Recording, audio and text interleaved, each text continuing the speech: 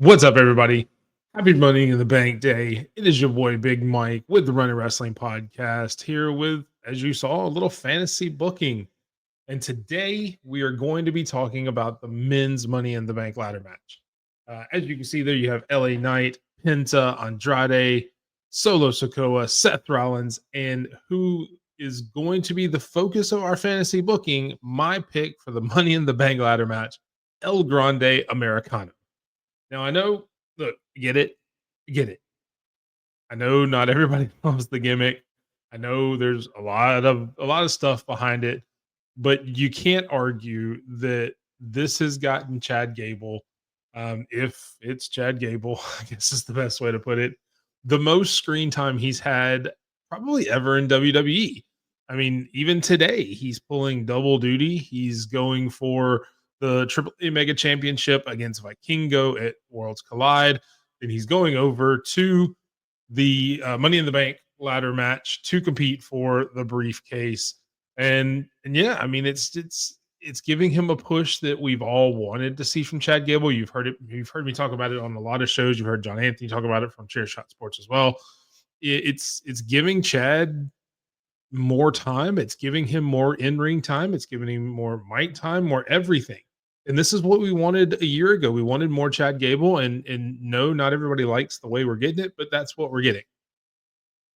So I wanted to go through and how I think I could make sense of El Grande Americano winning the briefcase and kind of what goes on in the match and what's going to happen afterwards.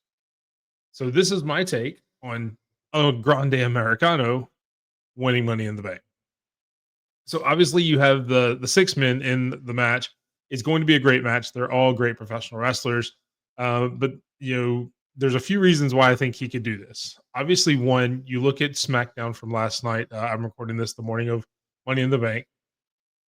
He's the only person that didn't show up. Yes, I know Chad Gable was on there, but in kayfabe, obviously El Grande Americano didn't show up at all. He was the only person on the show or in this match that did not show up, did not make an appearance.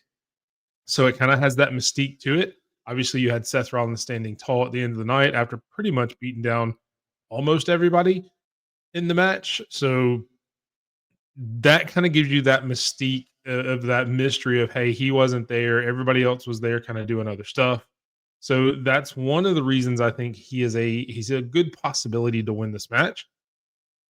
Nobody's talking about him except for myself and maybe one or two others about him wanting to win the match, I guess. I've heard people talk about almost every other person in the match about how they would win and what they want to win, but not El Grande Americano for a lot of reasons. We'll definitely say that. So how the match goes down, obviously they start, everybody's fighting each other, everybody's doing their thing. Bronson Reed, Braun Breaker come out, start attacking people to help Seth Rollins, and automatically you think it's a shoo-in. You think Seth Rollins is going to climb the ladder, take Money in the Bank, ascend to the throne that he's been talking about for weeks. But lo and behold, there's always the punk of it. CM Punk comes out as Seth Rollins is climbing that ladder, takes him out. You've got some help from maybe a Sami Zayn. You've got some help from some other people to take out Bronson and Braun as they fight to the back. Seth Rollins is taken out by CM Punk, who also continues to kind of fight in the back, which essentially eliminates Seth Rollins from the match. Then the next most opportunistic person in the match is obviously Solo Sikoa. So he actually takes JC Mateo and sticks him on LA Knight, tells him to take him out. They've had some history. They've had some matches together. So very easily, JC Mateo follows orders, comes in, takes out LA Knight, and then just puts him through a table. And then LA Knight is essentially taken out. Solo Sikoa now thinks he has the direct path because everybody else is kind of fighting on the outside. Penta, Andrade, Chad Gable, or Grande Americano is fighting on the outside. And Solo thinks he's got a clear path. But as we saw on SmackDown Friday night, maybe not. He may have let us some things slip with somebody in the background that we all know and love Jacob Fatu makes an appearance and takes out Solo Sikoa for the no brains comment. He outsmarts Solo, shows that he has brains and gas, but still no brakes, and ends up taking out Solo and JC Mateo. And then they run off, leaving the three competitors left, which is Penta, Andrade, and Grande Americano. They start fighting back and forth. It's all three luchadors. I say that with a lot of sarcasm, obviously, with El Grande Americano. You've got, they both take out, as far as Penta and Andrade take out El Grande Americano to the outside, set up a ladder. And it's that classic spot where you see Andrade going up one side of the ladder, Penta going up another side of the ladder. But lo and behold, as they are fighting on top of the ladder, El Grande Americano makes his triumphant return, pulls Andrade off of the ladder, headbutts him. Because mysteriously, now when he headbutts somebody, they get knocked out as he was thrown out of the ring. Maybe we get the camera seeing it. Obviously, we want to make sure we want to make sure that's on camera. He reaches under the ring, grabs the metal plate, puts it in his mask, goes, pulls out on Andrade, headbutts him, climbs the ladder, fights with Penta, headbutts Penta. Penta falls to the floor, and El Grande Americano is your Money in the Bank winner. Big celebration, fireworks, everything like that. And it's what he's been wanting. Not everyone, a lot of people want it, like we said earlier in the video, but I think it would make perfect sense for everyone to get taken out. As I said, El Grande Americano still using that loaded mask, as he has won so many matches and getting the Money in the Bank ladder match. So nothing else with him tonight. I don't think he would get involved in the main event with both champions. Maybe he would just kind of come out and stand there as a promo kind of thing. I don't know that he would really do that. But fast forward to the next night, you have Jay and Gunther for the World Heavyweight Championship. A hard-fought battle. Gunther, Jay fighting back and forth. Gunther really beating Jay down. But Jay, just like he did in their match before, gets that submission hold on Gunther. Gunther taps out quickly, rolls out of the ring, and grabs a chair, starts beating Jey Uso because it's twice now. Gunther can't take it anymore. He cannot stand the fact that Jey Uso has beaten him again, made him tap out again. So he's going crazy. As he's beating him, he finally is finished, says, "I'm done with you," leaves the ring, and you see Jay kind of laying there, and all of a sudden, El Grande Americano's music hits. He walks out, gracias, holding the Money in the Bank, and finally gets to the ring, steps in, hands the briefcase to the referee, goes for the pin, and Jay kicks out at 2. So now what's he going to do? He's actually got to do this now. He goes up to the top rope because Jay's still kind of writhing, rolling around, still not 100%. Grande Americano goes up to the top rope. He's going to do a flying headbutt. Obviously, we know he still has a loaded mask, even though it hasn't shown it, but we all assume as he goes for the diving headbutt, Jay rolls out. Oh no. He hits his head on the ring. He's in a worse way. Jey Uso comes up, gets the same choke slash sleeper submission on El Grande Americano, has it locked in. You see El Grande Americano fighting out, but as he's fighting out, somehow his mask comes undone and it comes off, and it's revealed to be Chad Gable. And El Grande Americano is now Chad Gable. Or is he? All of a sudden, Adam Pearce's music hits, comes out to the ring with a microphone and says, hold up. Something's not right here. You've been telling us for months. You've been convincing all of us for months that you're not a El Grande Americano.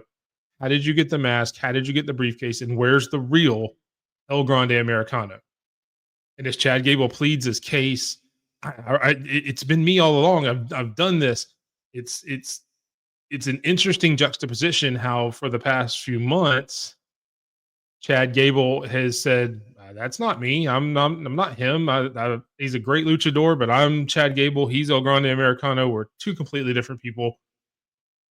Now we get the next few months of Chad Gable trying to prove that he is El Grande Americano and that is his Money in the Bank briefcase. And there's a lot of different ways you could do it. Obviously, Adam Pierce, there's a lot of evidence. Obviously, you had Chad Gable's own admission that he's not El Grande Americano.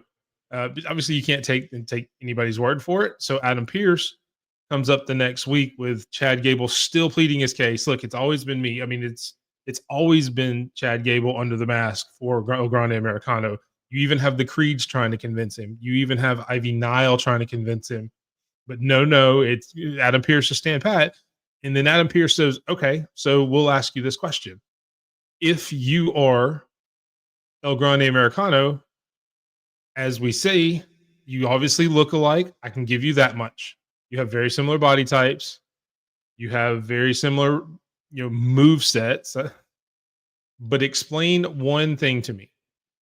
How in the world did I have this picture on Monday Night Raw? I see you obviously there in an interview with Kathy Kelly. Then who is that in the background getting carried out that looks exactly like El Grande Americano on his debut? So now we get Chad Gable trying to figure out ways to convince everyone that he is, in fact, El Grande Americano. It can go on for a few weeks. It can go on for a few months.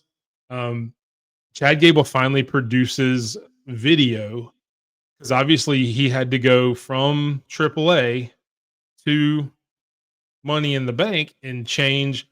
Well, obviously WWE has all these documentaries, has all these. Well, they caught footage that has just been unearthed around maybe a SummerSlam, around, if you want to go even further and kind of pull this gimmick a little bit further, maybe down to a Survivor Series or a Rumble, depending on how long you want to take it.